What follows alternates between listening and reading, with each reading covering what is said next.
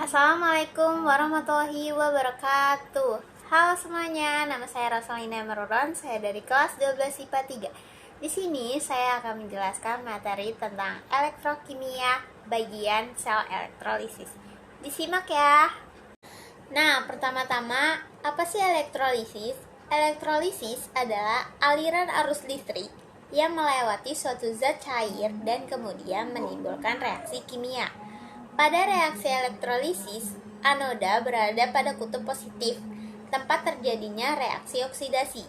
Jadi di anoda ini kita gampang ngapalinya. Anoda, huruf depannya itu kan huruf vokal A. Nah, reaksinya itu juga berada di huruf vokal, oksidasi. Jenis anoda dapat berpengaruh pada reaksi kimia. Jadi, nanti kita lihat nih, anoda yang digunakan ini anodanya apa dulu. Sebelum kita lihat reaksi yang terjadi, kita lihat dulu anoda yang dipakai ini logamnya apa.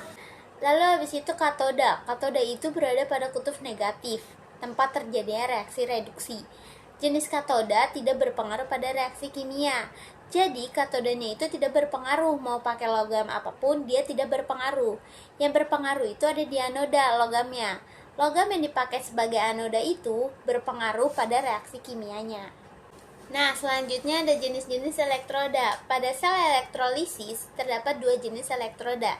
Yang pertama, elektroda non-inert, yaitu elektroda yang ikut bereaksi. Contohnya Fe, Cu, Sn, Pb, Mg, dan lain-lain.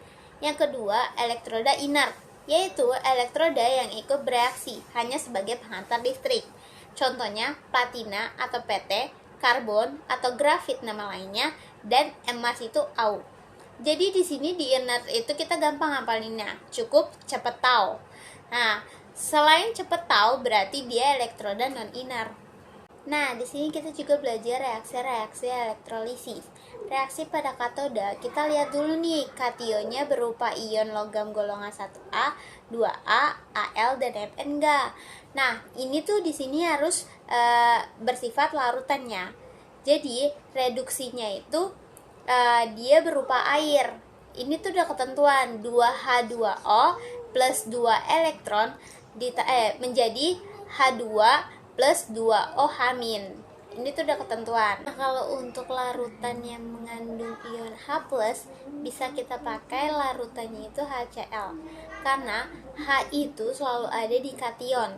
Maka reaksi di katodanya itu akan menjadi 2H+ plus 2 elektron menjadi gas hidrogen. Nah, itu kalau untuk yang mengandung ion H+.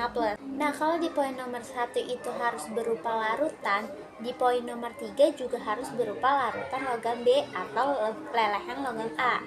Nah, maka nanti reduksi di katodanya itu akan berupa nilai logam itu sendiri. Semisal yang muatan logam itu berupa 2+, maka nanti jadi logam itu sendiri 2 plus 2 elektron menjadi endapan. Itu kalau di katoda. Kalau untuk reaksi yang pada anoda itu kan ada dua, inert dan non-inert. Nah, yang di inert ini ada 3 poin. Untuk larutan yang mengandung anion sisa asam oksi seperti NO3-, SO42-, PO43-, itu reaksinya akan menjadi reaksi air, yaitu 2H2O menjadi 4H+ plus O2 plus 4 elektron.